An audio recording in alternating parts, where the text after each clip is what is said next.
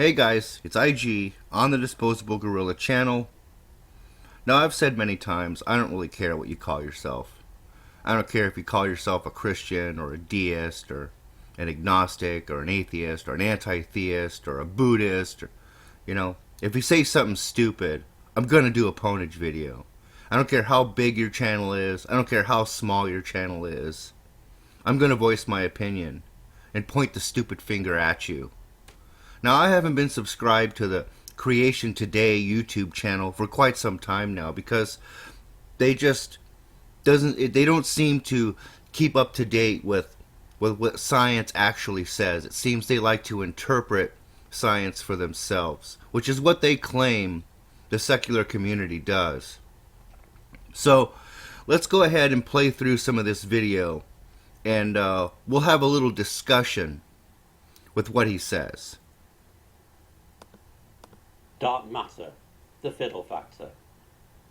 What do I mean by a fiddle factor? Well, a fiddle factor is something that's supposed to give what people think is the right answer, but because they know what the right answer is, they put that in to make it work. Kind of like the age of the earth, right? According to the Old Testament, right? I mean, the Old Testament doesn't say specifically how old the age of the earth is. Bible literalists like to add up the genealogy and round numbers to come up with the age of the earth. So you could say that in of itself is a fiddle factor according to your definition, right? Let's move on. When I used to be a science teacher and I am thanking God that you are no longer a science teacher, and we'll see why here in a minute or two. In public schools in England and Wales, fiddle factors was something that some science teachers would like to use. For example, supposing carbon dioxide gas is bubbled through water or bubbled through any particular medium, the carbon dioxide gas should be acidic. But carbon dioxide is not very acidic, and it would be very difficult therefore to see a change with, for example, an indicator solution like universal indicator. And one of the experiments that some science teachers like to do was to be able to show that the gases being given off by cigarette smoke were highly acid. So in order to do that, they had the carbon dioxide bubbling through universal indicator solution, but prior to the experiment, they put a slow-moving drop of sulfuric acid on the inside of the flask, which the pupils hadn't noticed happened, so that by the time the experiment had gone on, that drop would run down, go into the solution, and turn it the bright red colour that strong acids would produce. So basically what you're saying is teachers were being dishonest in teaching their children about the acidity level of any given substance. So basically being dishonest about one thing in order to teach a child about something else. And this, I have a problem with this too. This is not how you teach and educate children. You have to be honest. If you're going to run an experiment, the entirety of the experiment has to be accurate. Otherwise, you are a terrible educator.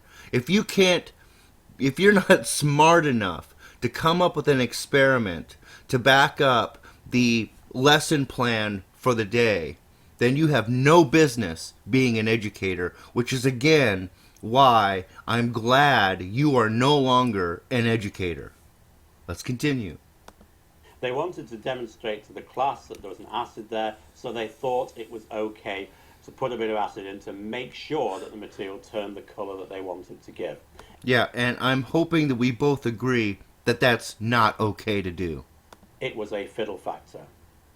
Now, the Big Bang Theory has a fiddle factor called dark matter.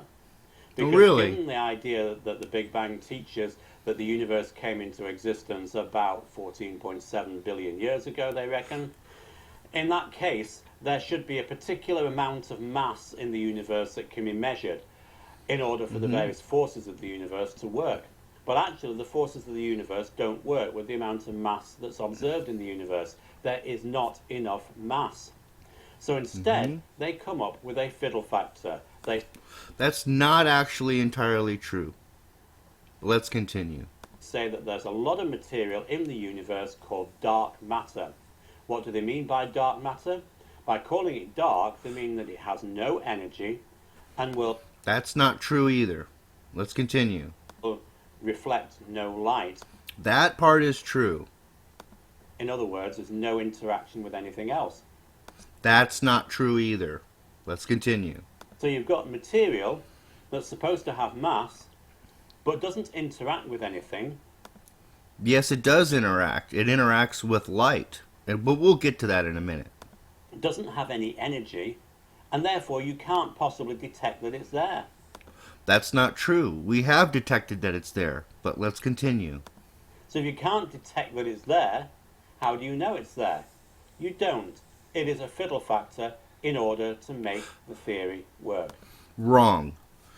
There are two different examples that I can present to you that will show that dark matter is not a fiddle factor. It is real. Number one, the rotation of galaxies. In our observations, we have observed that the stars around a galaxy are moving at generally the same rate, which goes against the planetary model. If you could imagine a planetary model where the planets on the inner part of the solar system spin around the star at a faster rate than, say, the planets in the middle and the outer part of the solar system.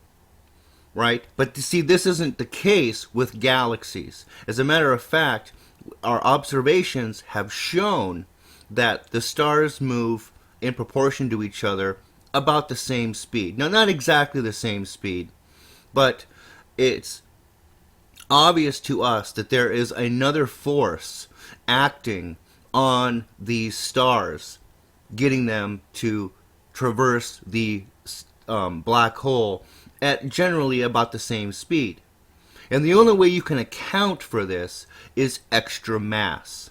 And if you add extra mass, say like dark matter, to the model, to a computer model, we can replicate the rotation that we observe. That's example number one. Example number two is called lensing. Dark matter bends light around galaxies. So say we're looking at a galaxy in the sky, and what we'll notice is a galaxy behind it will appear to be fuzzy. It'll appear to have two images that are basically superimposed over each other in a little bit different of an arrangement. And the only way you can account for that is by light being bent around the galaxy in the forefront so that you can see the galaxy behind it, creating a fuzzy image. This has been demonstrated scientifically and proven that there must be extra mass, extra matter surrounding these galaxies, bending the light around them. So, I'm hoping that you would take the time to look into these things before you open your mouth and you make religious people look stupid. Because there are many of us that love science, and we believe that God works through science. We don't believe that there is a conflict between our faith and what we observe in science. And the longer you continue to put out videos like this, where you show a complete ignorance of science, the longer you will perpetuate the stereotype of religious people being stupid. And I, for one, am sick of it. And I would ask you to review this video and then review the actual facts. And if you have any conscience whatsoever, you'll take this video down and apologize. Thanks for watching, everybody. Stay tuned for the Pwnage Gorilla show later tonight. I'll see you on the next one. Cheers.